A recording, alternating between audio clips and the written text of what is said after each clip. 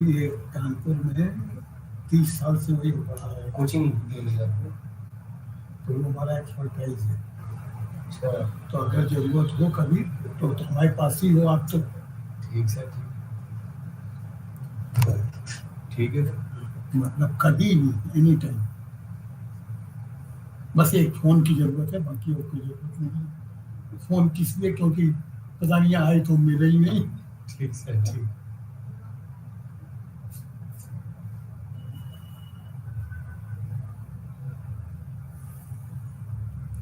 Temporary basis पे है ना सर बिल्डिंग, इसलिए कुछ काम हो भी नहीं रहा यहाँ पर। जैसे कुछ चीज़ खराब है ना, वो फिर कह रहे हैं कि नहीं तो अभी थोड़े दिन की बात है, हमें शिफ्ट होने दो। कब तक उम्मीद है शिफ्ट होने की? वो सब तैयार हो गई है सर बिल्डिंग, तो सब कुछ तैयार होगा। एक तो कुछ एनओसीज वगैरह रखी हुई है जो लेनी पड़ती है, आपको पता ही है, परमिशन और कुछ सरकार जो इनोवेशन करेगी ना सर, जो मिनिस्टर करेगा, बस वहाँ बात रुकी हुई है। चक्कर में कि नरेंद्र मोदी मिल जाए, क्या वो तो नहीं कर पाएंगे। वो तो खैर नरेंद्र मोदी जी तो ये छोटी मोटी चीज के लिए तो नहीं आएंगे, उनके लिए तो बहुत छोटी चीज है। उनके मन की बात है। तो ट्रेन को भी छुरी दिखा रहे थे। वो तो सर प्रमोशन है बस एक। उनके मन की बात है, उनको अगर समझ में आ जाए तो सब चीज ठीक है।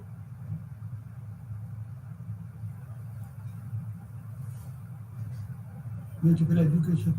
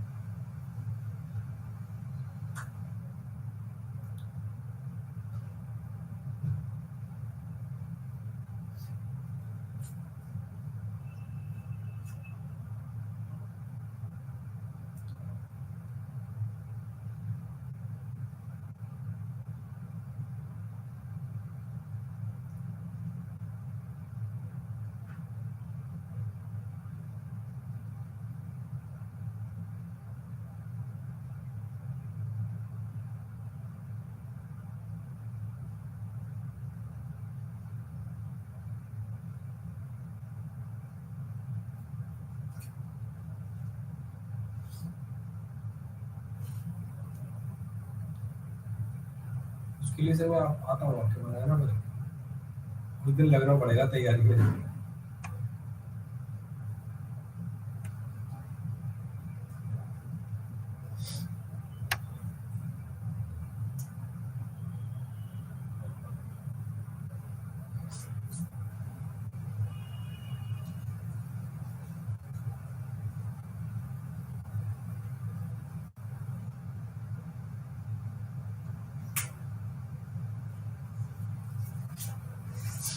Good morning. The counseling session is MMPF2 financial decisions. Nature of long-term financial decision. Financial decision refer to decisions concerning financial matters of a business. A few specific points in this regard are: financial decisions are taken by a finance manager alone or in conjunction with other management colleagues of the enterprise. They may be from the purchase department, sales department, personnel, etc., etc. And they may be from the finance department itself. A finance manager is responsible to handle all such problems as involve financial matters. The entire gamut of financial decisions can be classified in three broad categories: investment decisions, financial decisions, and dividend policy decisions. You may say that this is the subject matter of this course.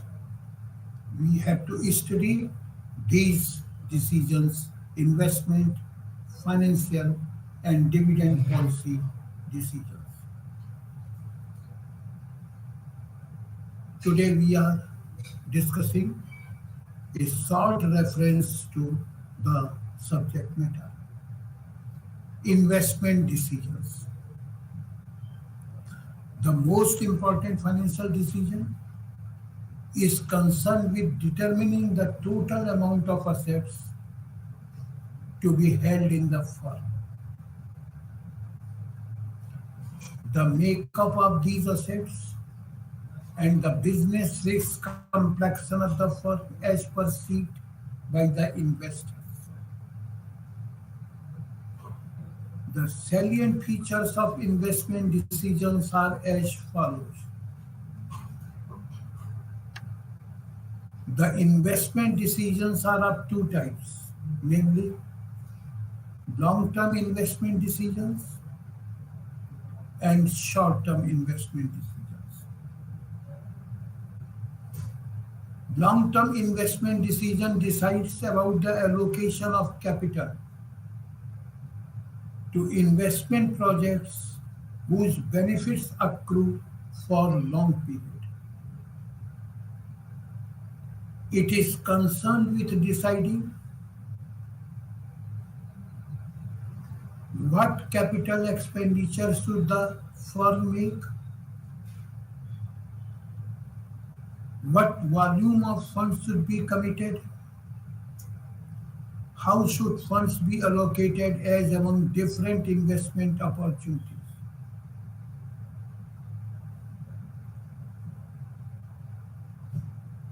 We will study this in the next counseling session in detail. Short-term investment decision decides about allocation of funds as among cash and equivalents, receivables and inventories. A firm may have a number of profitable investment proposals. However, owing to paucity of funds,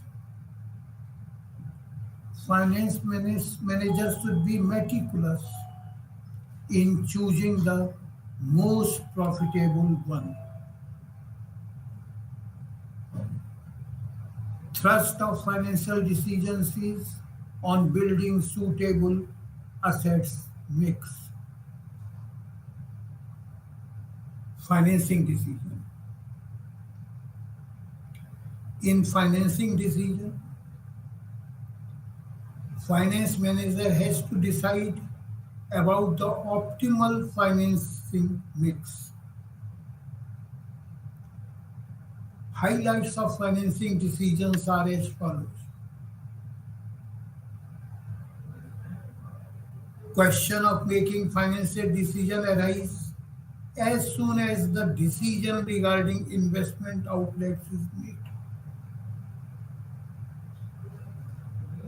At times, investment decision follows financing decision.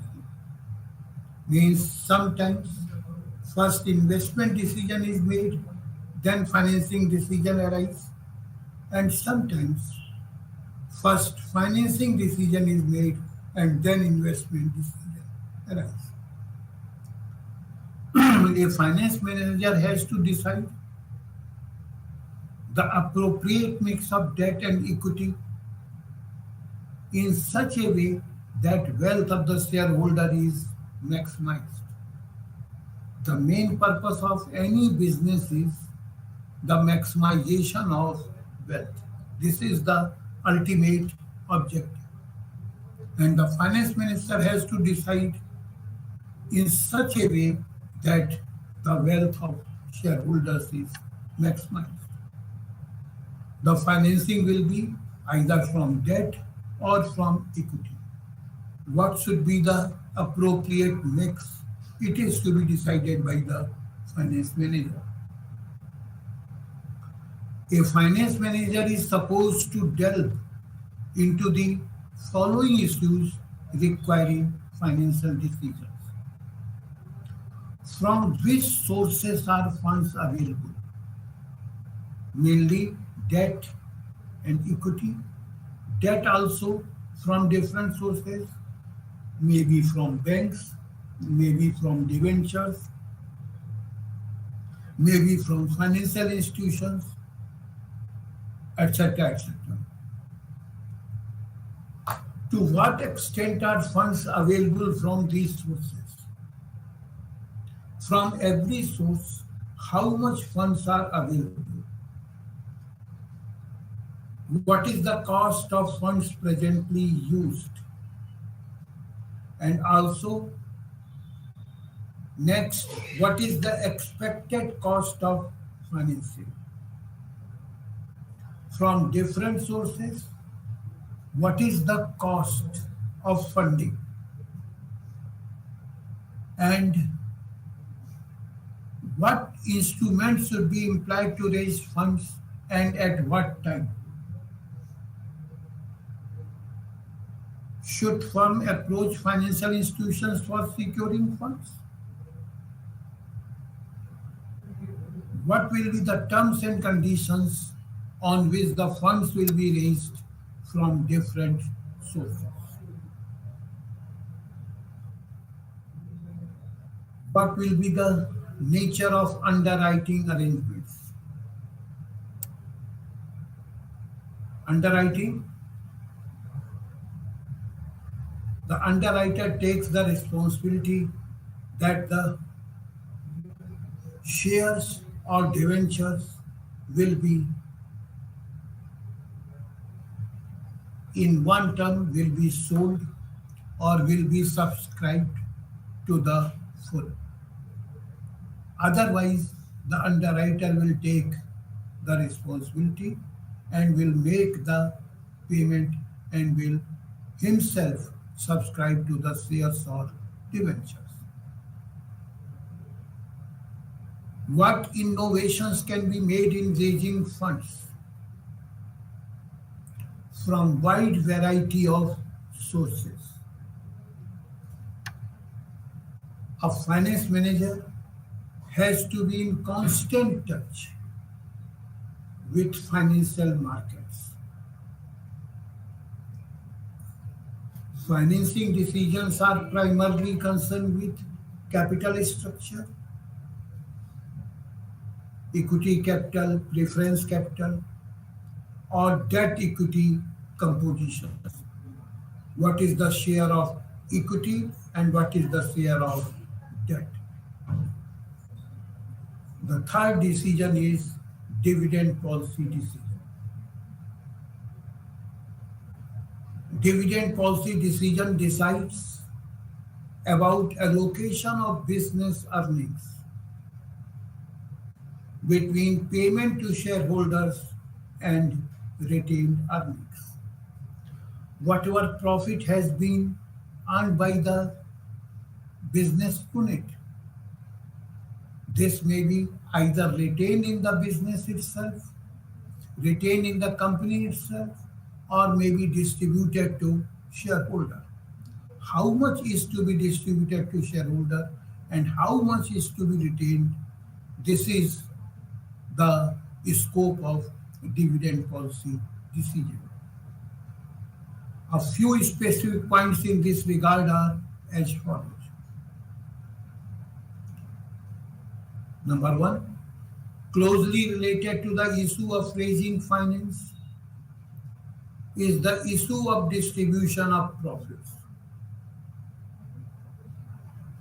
This constitutes the area of dividend decisions. Although both growth and dividends are desirable, these two goals are conflicting. A higher dividend rate means less retained earnings and consequently a slower rate of growth in earnings and stock prices. If the whole profit or the major part of profit is distributed as dividend, then there will be no amount or less amount for retained earnings. And retained earnings are used for the growth and increase in the stock prices. The finance manager has to decide the ideal ratio between the dividends, distribution of dividend, and retaining the earnings. For maximization the shareholders' wealth, the finance manager has to strike a satisfactory compromise between the two, a satisfactory ratio. Prudent finance manager takes dividend decision in the light of investors' preference, liquidity position of the firm, and stability of earnings of the firm. Need to repay debt, restrictions in debt contracts, and access to capital market, etc. Means what is the preference of investor?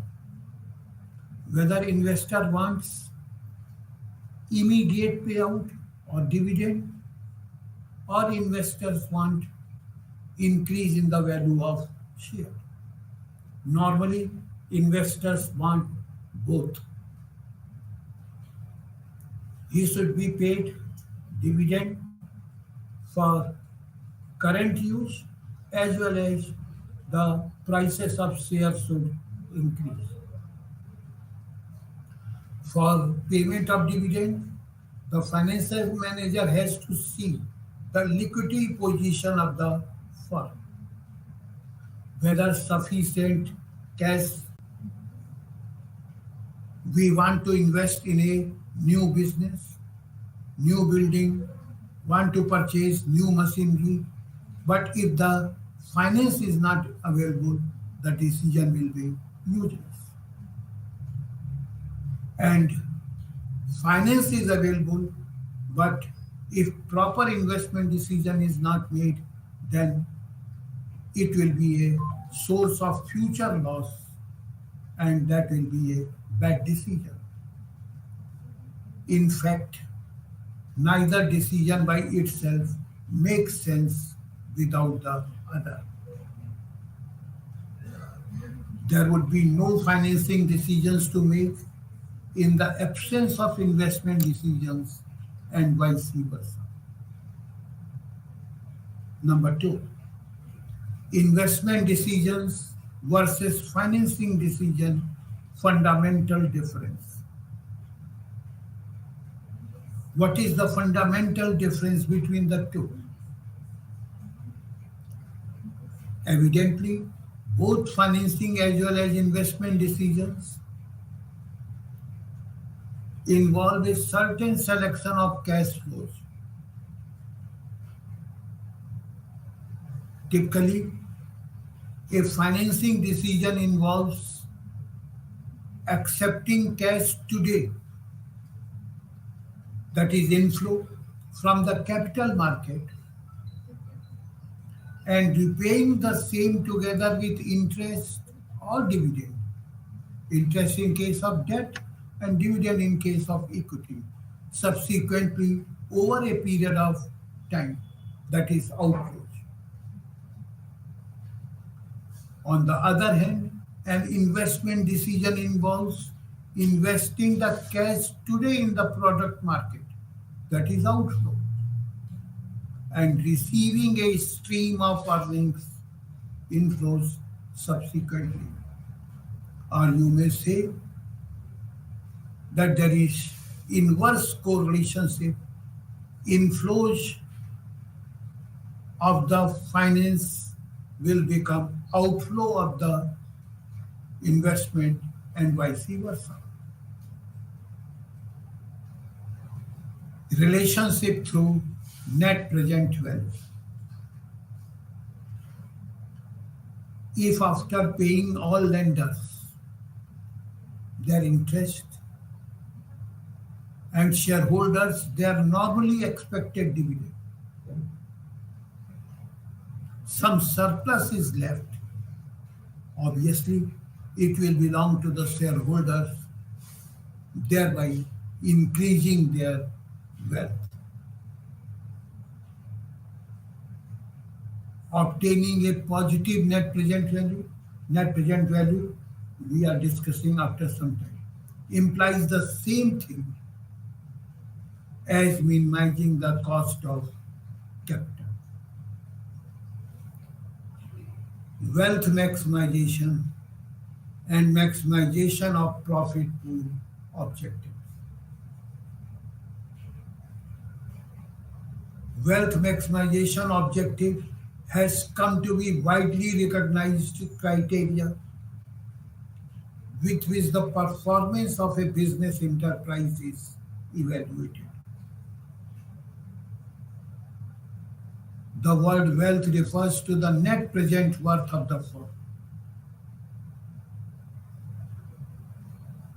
Net present worth is the difference between gross present worth and the amount of capital investment required to achieve the benefits. Gross present worth represents the present value of expected cash flows, discounted at a rate which reflects their certainty or uncertainty. The wealth maximization objective has the advantage of exactness and unambiguity and takes care of time value and risk factor. Net present value, time value, we are discussing after some time. Value maximization is wealth maximization. Assuming the shareholders to be economically rational beings, they want to get as rich as possible through their stake in the business. As rich as possible, this relates to the present period as well as the future period. In other words, they want to maximize their wealth. That is market value of shareholding. The shareholders seek to maximize their return for a given level of risk or minimize their risk for a given level of return.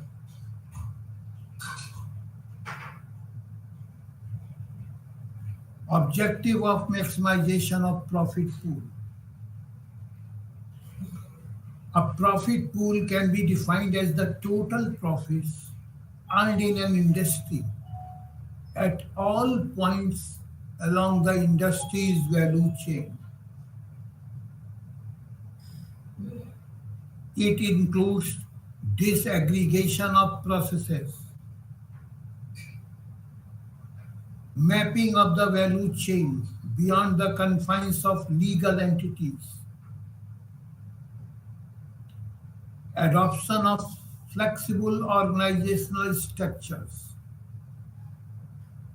and creation of network organizations.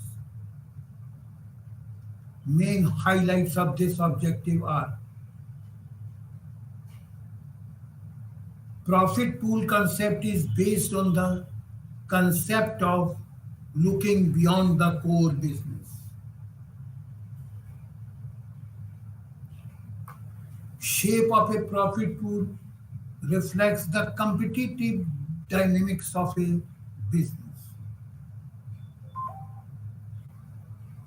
Profit concentrations emanate from actions and interactions of companies and customers. A profit pool is not stagnant. A profit pool map answers the most pertinent question: where and how is money being made?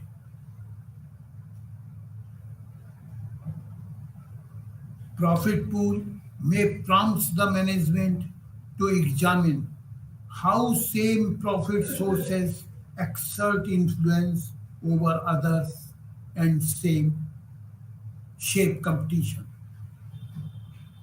Net present value rule.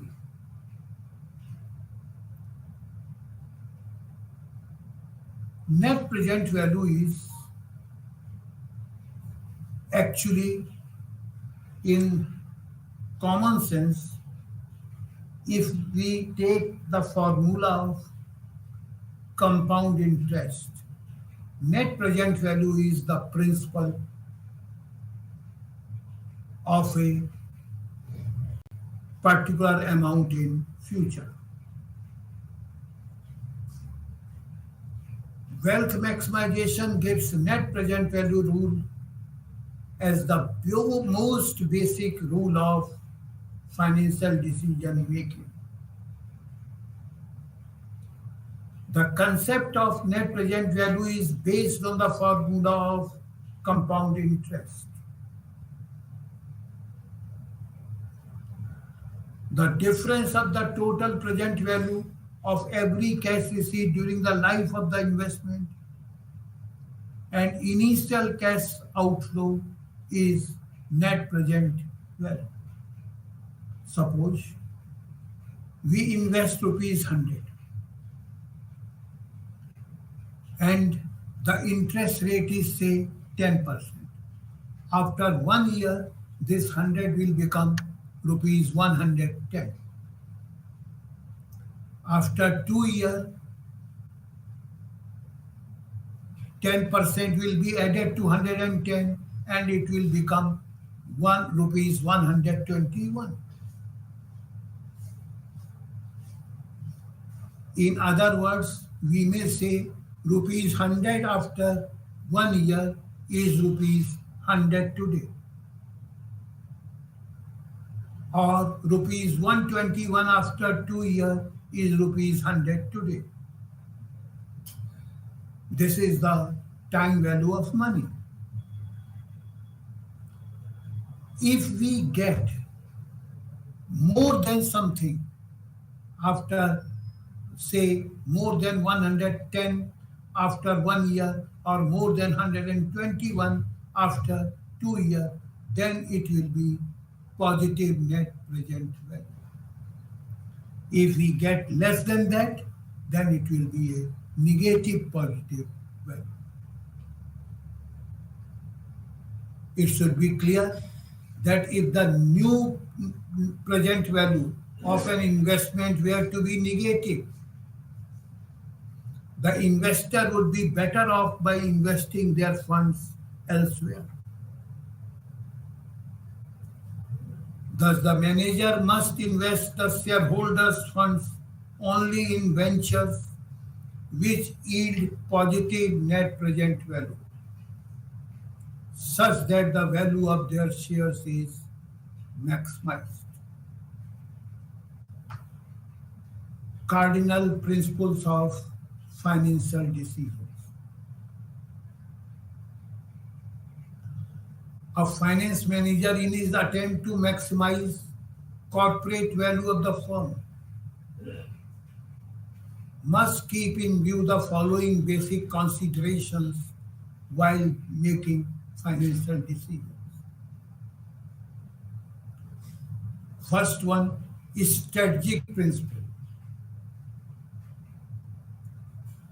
According to this principle, financial decision of a firm should be tethered to the overall corporate objectives and strategies.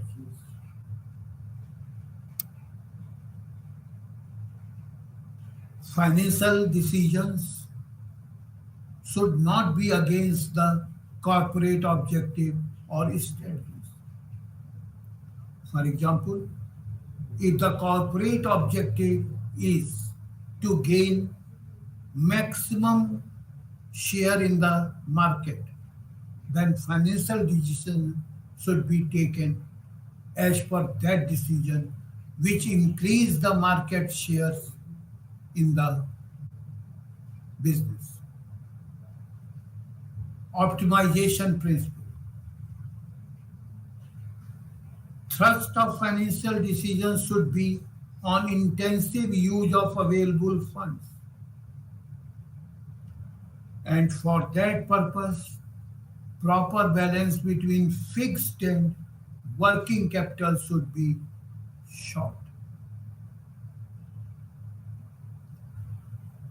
The ratio of fixed and working capital should be the ideal one, which help in attaining the corporate objectives and strategies.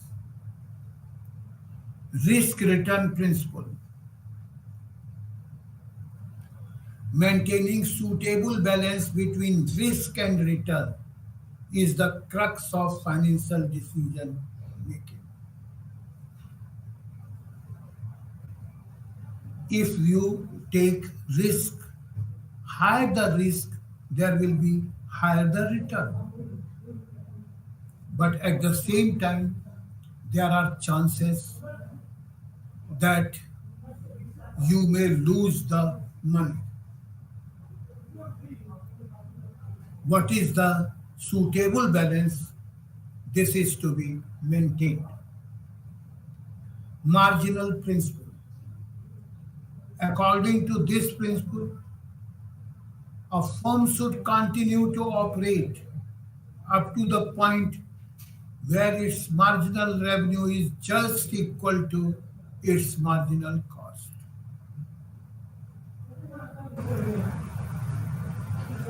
The marginal revenue, they have got a decreasing trend. In start, revenue has got an increasing trend, then it becomes constant, but in the end it has got a decreasing trend. While the marginal cost has got a reverse trend. In the start, it will decrease, then it will become constant, and in the long run, it will become increasing. In other words, in the long term, marginal revenue has got the decreasing graph and marginal cost has got the increasing graph. Where they meet, that point is the most reasonable, most operating point. Suitability principle. Focus of this principle is on creating an asset by a financial instrument of the same approximate maturity.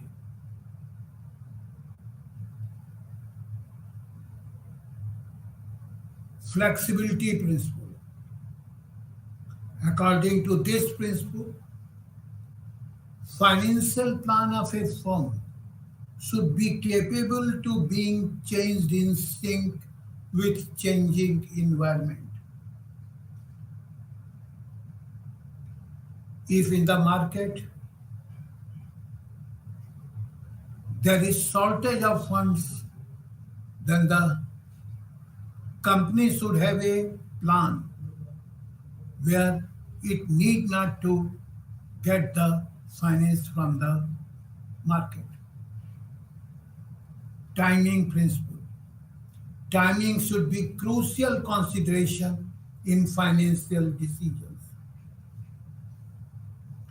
Investment and financing decisions should be taken at a time that enables the organization to seize market opportunities and minimize cost of raising funds. The financial manager should have a long-term view. When will the market have opportunities, and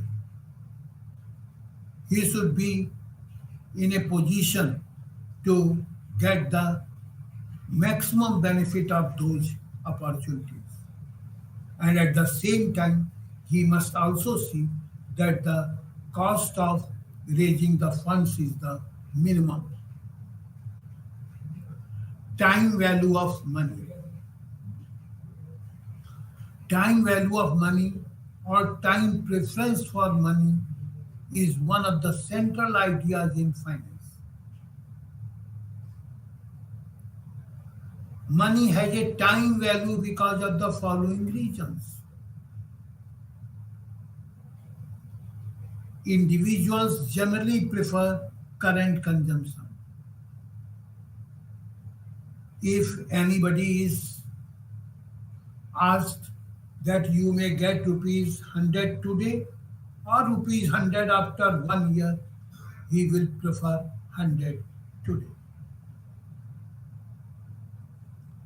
An investor can profitably imply a rupee received today to give him a higher value to be received tomorrow.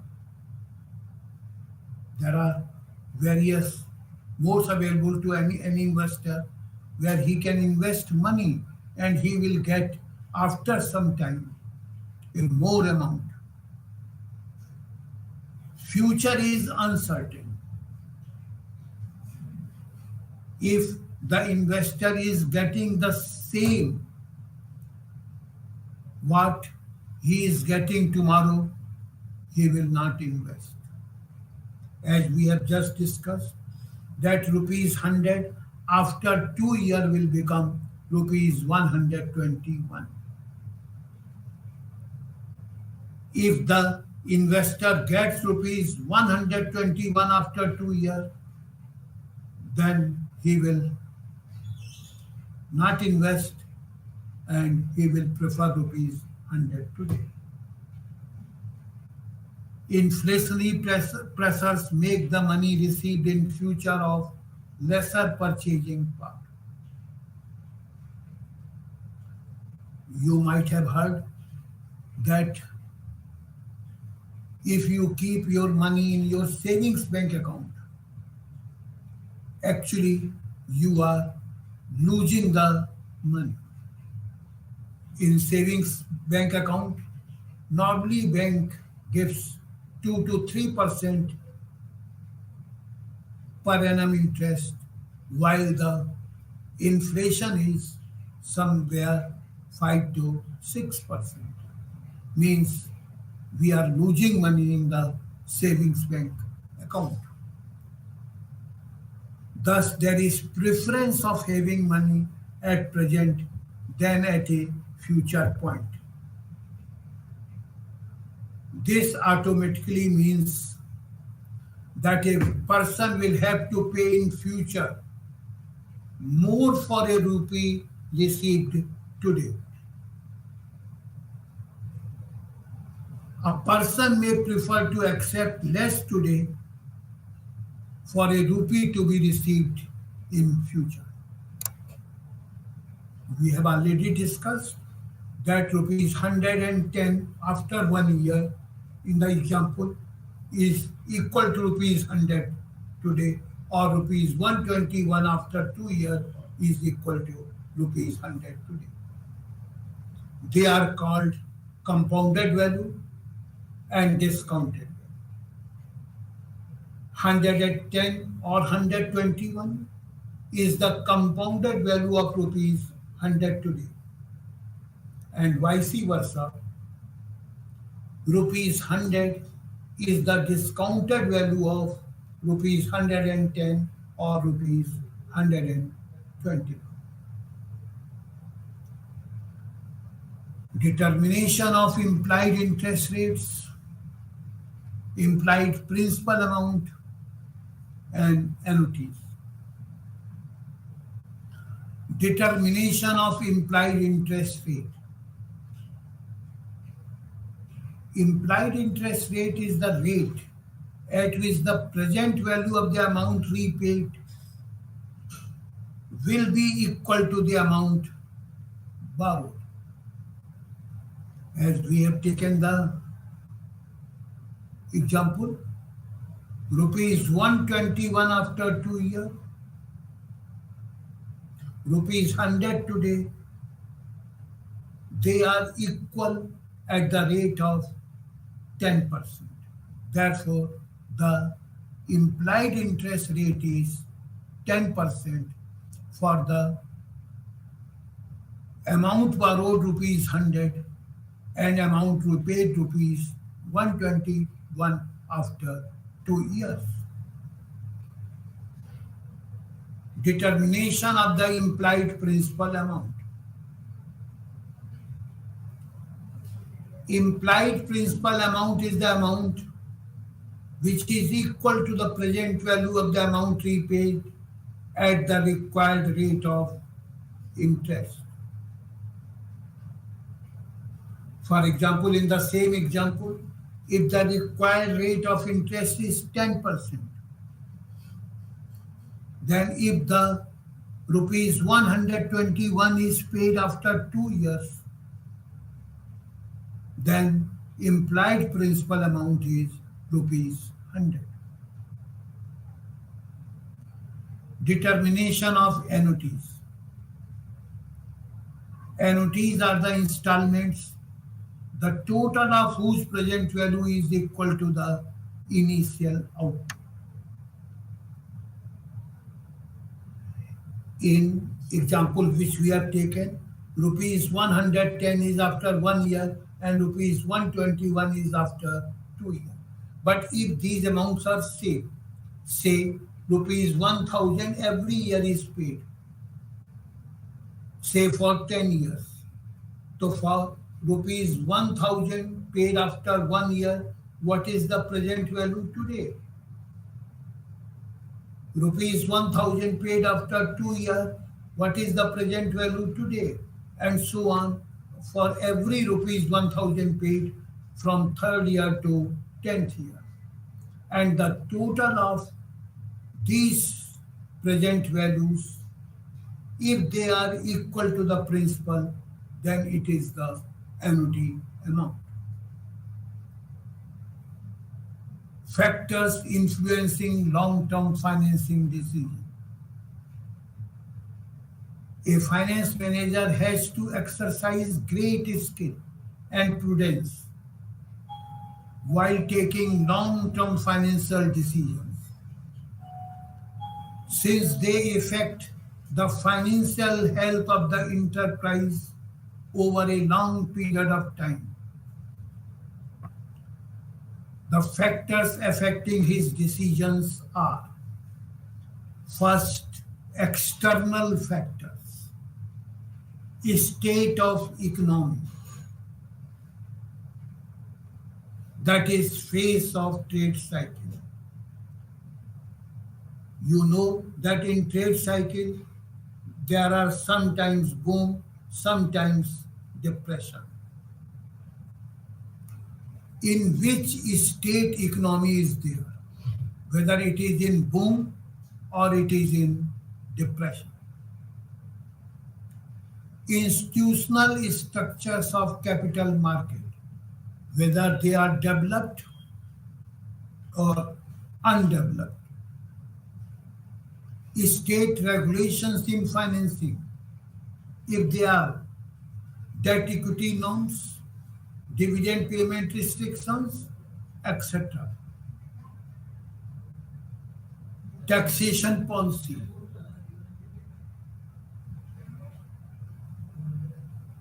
Expectations of investors in terms of safety, liquidity, and profitability. All the three at the same time. Investor wants basically safety of his money, wants liquidity also, Whenever he wants money, it should be available to him. And the investment must give some profit. Lending policies of financial institutions. Now, the internal factors, nature of business, in which business the unit is. The nature of business will affect the financing decisions. For example, if in a particular business the units are doing business on the capital amount, on the own investment, then you are not going to get debt from the market. Size of business. If the business is a large business, the finance will be easily available to the business. In case of a small business, the finance is not so easily available. Age of the firm. And with the age of the firm, there also goes the goodwill of the firm. As the age of the firms increases, the goodwill also increases, unless otherwise the business is not managed properly. Ownership structure. How much ownership is from the financial institutions, from the promoters, and from the general public. Assets structure of the firm. Long-term assets and short-term assets. Liquidity position of the firm.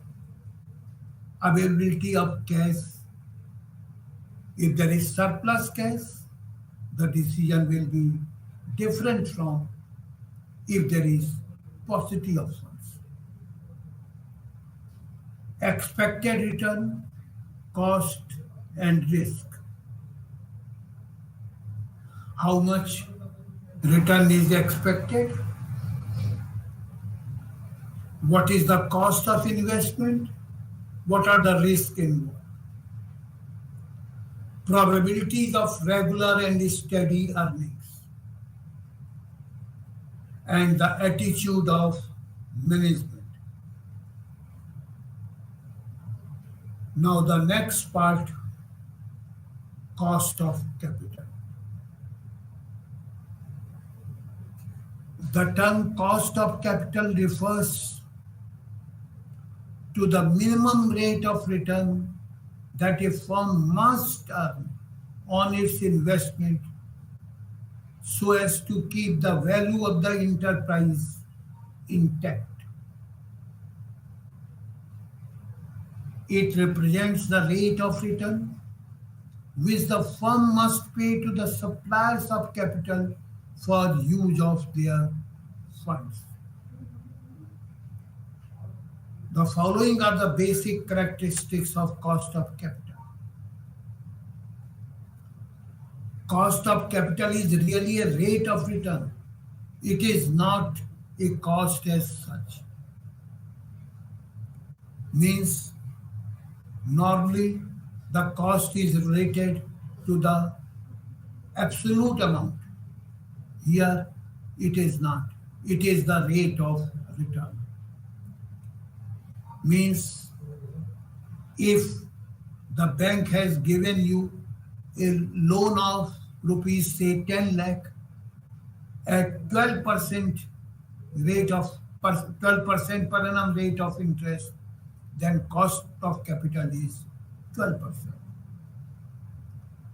A firm's cost of capital represents minimum rate of return that will result in at least maintaining the value of its equity shares. If the value is not increasing, at least it should be maintained.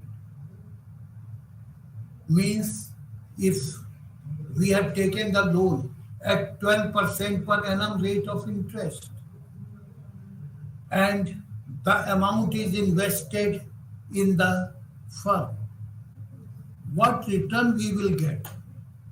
If it is more than 12%, then taking the loan is advisable. If it is less than 12%, then it will be a wrong decision. The firm can pay maximum 12%, and this is firm's cost of capital because it is earning 12%. Cost of capital as a rate of return is calculated on the basis of actual cost of different components of capital, shares, debt, etc., etc. We will discuss after some time. And their weighted cost is known as cost of capital. It is usually related to long-term capital funds. In operational terms, cost of capital in terms of rate of return is used as a discount rate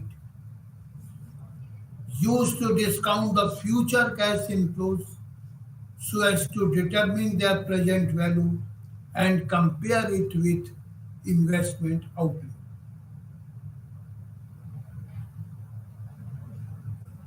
For example, the example which we have taken, that rupees 121 after 2 years at 10% rate of interest is equal to rupees 100. If the investment is less than 100, then this investment is profitable. And if the investment is more than rupees 100, then this investment will be a source of loss.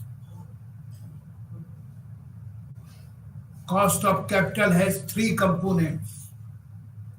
Return at zero risk level.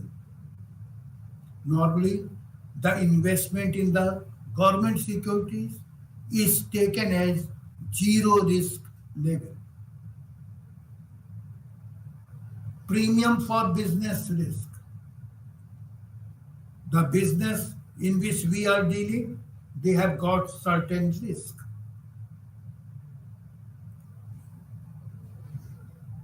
For example, if the subject matter of the business is an item which is easily perishable, then there are more business risks. For example, if you are dealing in the sweets after some time, they will become useless. Therefore, business risk is more. Vice versa, if you are dealing with, say, some cloth or iron, etc., the business risk will be less. You can't say that business risk will be zero, but it will be high or less. Premium for financial risk. We have just discussed that the future is uncertain. The investor wants something for this uncertainty. So really, the cost of capital is return at zero risk level plus premium for business risk plus premium for financial risk. The cost of capital may be put in the following equation. K is the cost of capital. R0 is return at zero risk level. P is premium for business risk, and F is premium for financial risk. So real cost of capital is the total of the three. Say if you invest the money in government securities and the rate of return is 12%, then nobody is going to invest in the business at 12% because he will require more than 12% for business risk as well as for the financial risk. Return at zero risk level. This refers to the expected rate of return when a project involves no risk, whether business or financial.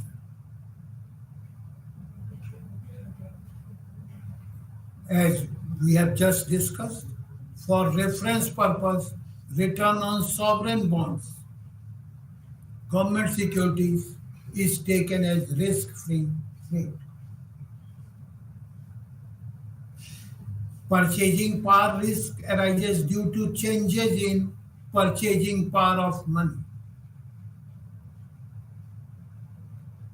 Money rate risk means the risk of an increase in future interest rates. Liquidity risk means the ability of a supplier of funds to sell his shares, debentures, bonds quickly. Cost of capital can be classified as follows. First classification, explicit cost and implicit cost.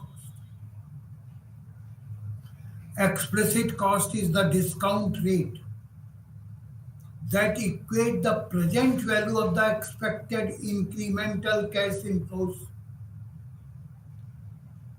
with the present value of its incremental cash outflows.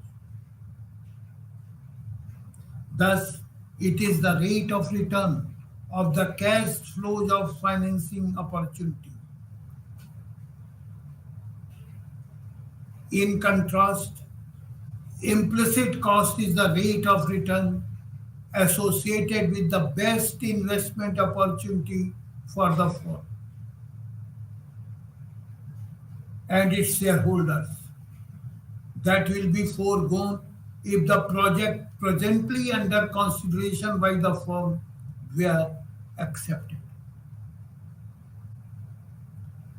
In a nutshell, explicit costs relate to raising of funds, while implicit costs relate to the usage of funds.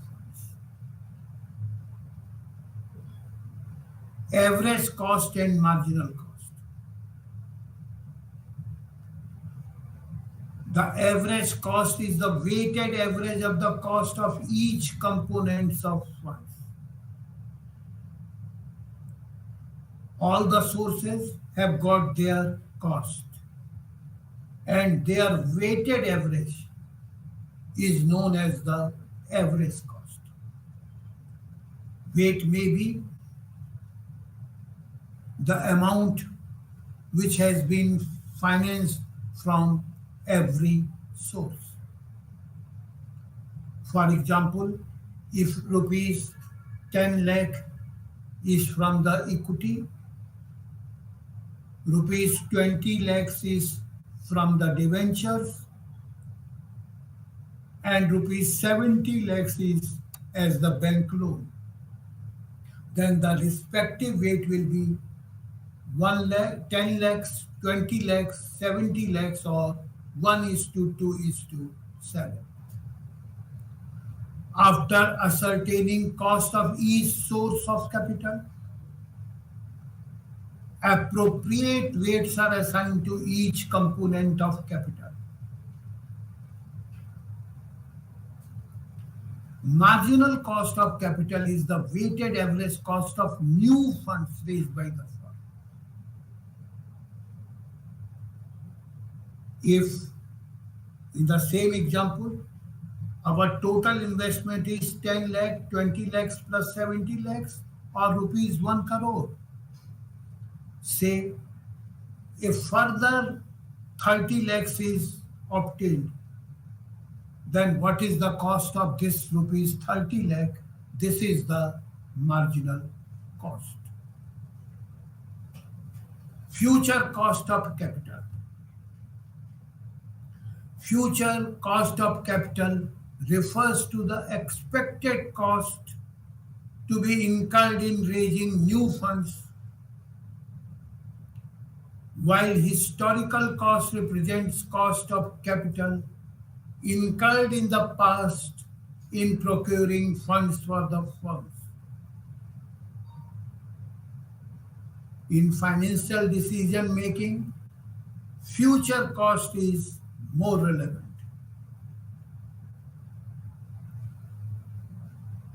Specific cost and combined cost.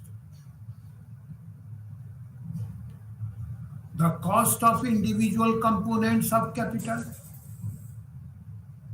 are specific cost of capital. The combined cost of capital is the average cost of capital, as it is inclusive of cost of capital from all sources. In capital budgeting decisions, combined cost of capital is used for accepting or rejecting the investment proposal. Computation of cost of capital. There are four basic sources of long-term funds for a business firm. Computation of cost of capital of these individual sources helps in determining the overall cost of capital of firm. These four basic sources are long-term debt and debenture, preference share capital, equity share capital, and retained earnings. How it is calculated, this we will discuss in the next counseling session. That's all. Namaskar.